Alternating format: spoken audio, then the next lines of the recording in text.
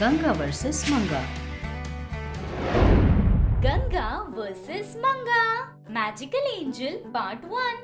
मंगा अपनी लालच से कैसी तकलीफें उठाती है, अपनी सास को कैसे परेशान करती है, ये हमने बहुत बार देखा है। ऐसे दिन गुजर रहे थे। मंगा एक दिन पार्क में चल रही थी। आसपास बहुत सारे फूल थे, उन पर रंग बिरंगी तितलियां थी। वो सब देखकर मंगा बहुत खुश हो रही थी। ऐसे एक तितली को अपने हाथ में लेकर देखती है। देखने पर वो तितली के रूप में एक प्यारी सी परी थी। उस परी को देखकर मंगा,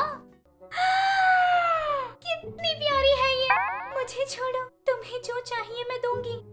ये क्या, ये बात कर रही है? कुछ भी दे दोगी क्या तुम? दूंगी। तो फिर मुझे बहुत सारे पैसे चाहिए। इस दुनिया में मुझसे ज्यादा अमीर इंसान कोई नहीं होना चाहिए। ठीक है। ऐसे अपनी आँखों से एक बूंद जमीन पर गिराती है।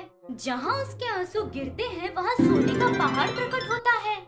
वो देखकर मंगा शॉक, हाथ से उस जादुई परी को छोड़कर बहुत जोर से, ये सारा सोना मेरा है, ऐसे जोर से चिल्लाते हुए आगे जाती है। ऐसे पैर आगे डालते ही नीचे गिरती है। उठकर देखने पर अपने कमरे में गिरी हुई थी। वो सब देखकर मंगा आश्चर्य होकर, हाँ, क्या ये सपना था? अगर सच होता तो कितना अच्छा होता। और वैसे भी मेरी इतनी फूटी किस्मत के सपने में भी अमीर नहीं बन पा रही। ऐसे सोच रही थी कि तभी वहाँ आई गंगा। क्या रे, मेरा मेरा चिल्ला रही है, क्या है तेरा? अरे कुछ नहीं सासू माँ, बुरा सपना। अगर विचार अच्छे हो तो अच्छे सपने आएंगे, नहीं तो ऐसे ही सपने आएंगे। और वैसे भी सुबह सुबह क्या सोना? वो कुछ देर पहले दही चावल खाया था ना, थोड़ी सुस्ती आ रही थी इसलिए ऐसे लेटी तो सो गई। आएगी आएगी। सुबह मार्केट जाने कहा था, गई थी? नहीं सासू माँ, अभी जाती हूँ। जा, जो कहा है वो ले आ जा। ऐसे बोलकर वहाँ से चली जाती है। मंगा मन में अपनी सास को कोसते हुए वहाँ से बाहर आती है।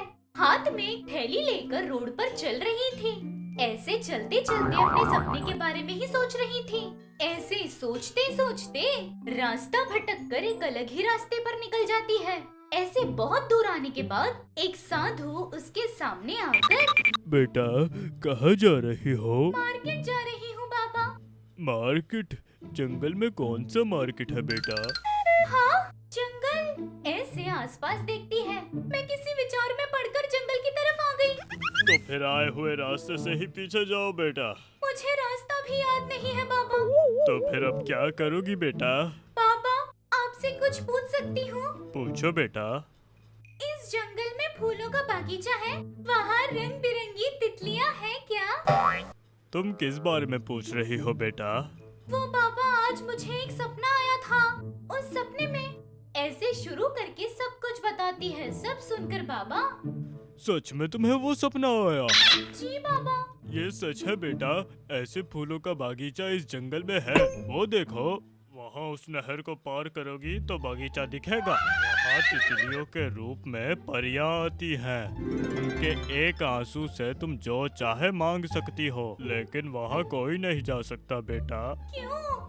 बोला ना बेटा, वहाँ पर भगवान जी आते हैं। है या नहीं, सिर्फ इतना पूछा। जाने के लिए आपकी परमिशन की जरूरत नहीं है मुझे। ऐसे बोलकर जाती है बाबा। ऐसे धीरे से हंसते हुए अपने रास्ते चले जाता है। मंगा नहर पार करके उस तरफ जाती है। उस तरफ सच में फूलों का बागीचा था। वहाँ तरह तरह की रंग बिरंगी तितलियाँ उड़ रही थी। फूल पर मंडराते हुए उस फूल के रस का स्वाद ले रहे थे वे। मंगा धीरे से जाकर एक तितली को अपने हाथ में लेकर अपनी थैली में एक कांच के बोतल में बंद कर देती है। मिल गई। अभी इसके आंसू से मैं अपनी सारी इच्छाएं पूरी कर लूंगी। ऐसे हंस रही थी।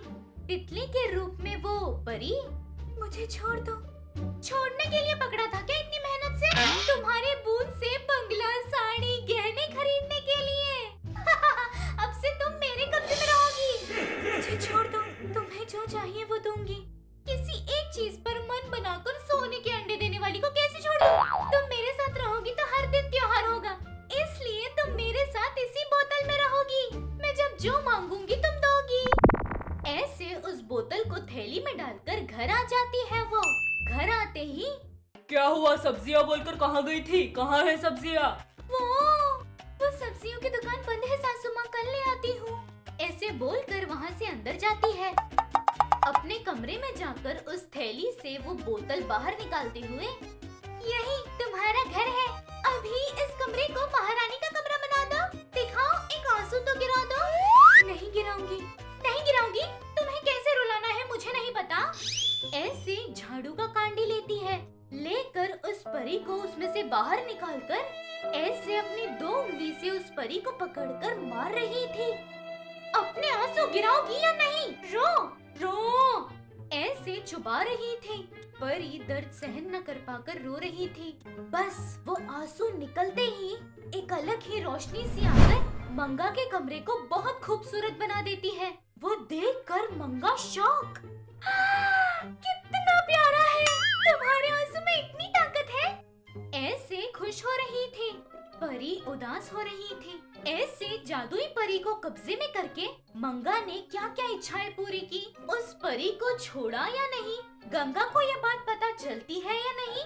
अगर पता चला तो क्या करेगी, ये हम अगले एपिसोड में देखेंगे। तब तक के लिए देखते रहिए चाचा। मंगा की हरकतें देखकर गंगा उसे हमेशा डांटती रहती थी।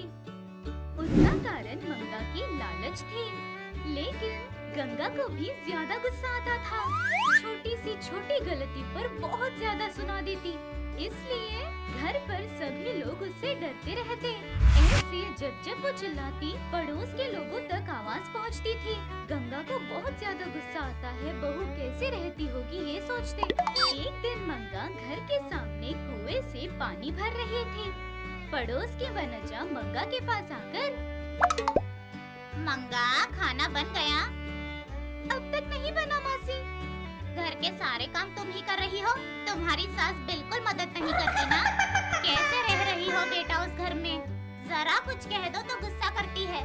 गुस्सा पहले पैदा होकर ये बाद में पैदा हुई है शायद। ऐसे बोल रही थी कि मंगा गुस्से से।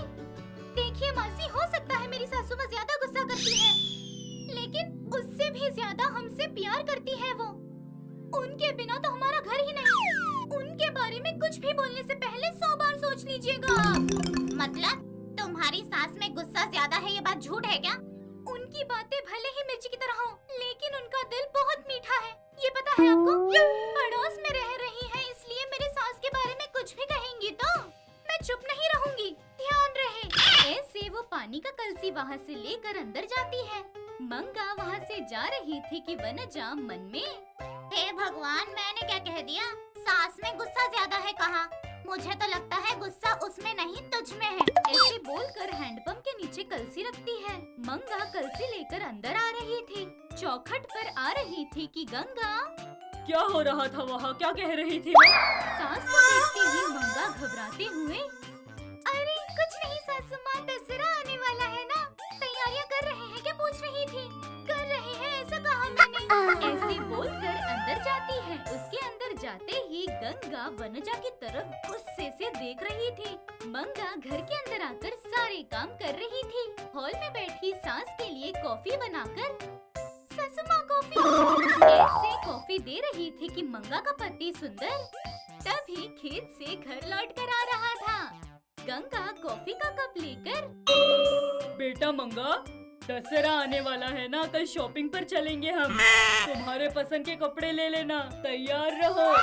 ऐसे कहती है। वो बात सुनकर सुंदर चौंक कर, ये हमारा ही घर है? नहीं शायद। मंगा, तुम यहाँ क्या कर रही हो? चलो हमारे घर। ऐसे पीछे मुड़ता है। वो देखकर गंगा, ये हमारा ही घर है।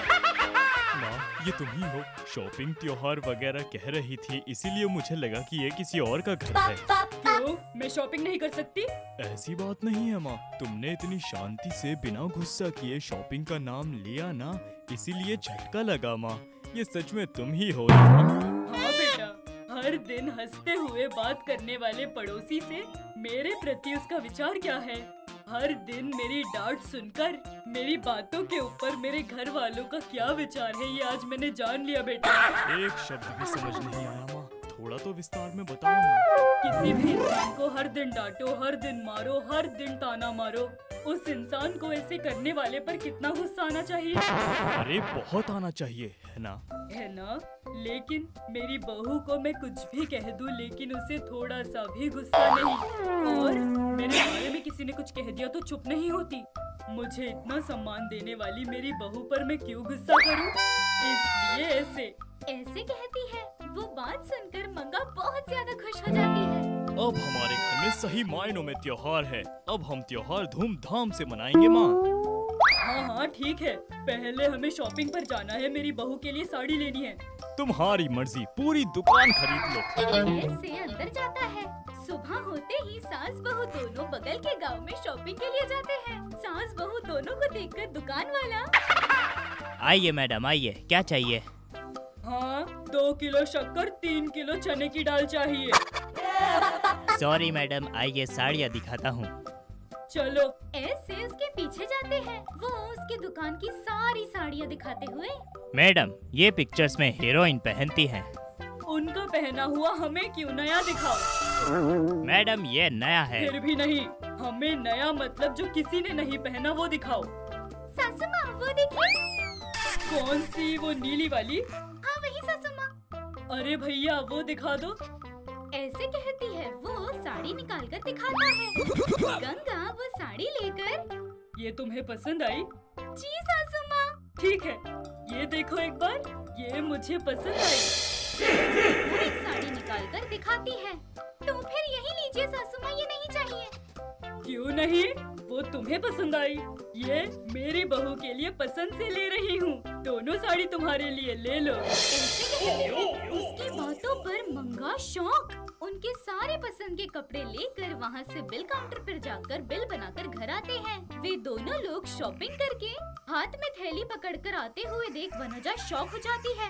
ऐसे देखते ही रह गई। अपने हाथ की थैली मंगा को देते हुए, तुम घर पर जाओ, मैं वनजा से बात करके आती हूँ। ऐसे बोलकर बहू को घर के अंदर भेजती है। वनजा के पास गंगा आती है। वनजा डरते हुए, शॉपिंग पर गए थे क्या भाभी जी? हाँ तुम्हारी वजह से। मैंने क्या किया? मुझे बदल दिया ना। सास ज्यादा गुस्सा करती है, ऐसे डांटती है वैसे डांटती है, ऐसे बहुत कहा ना। अरे मैंने कुछ नहीं कहा भाभी।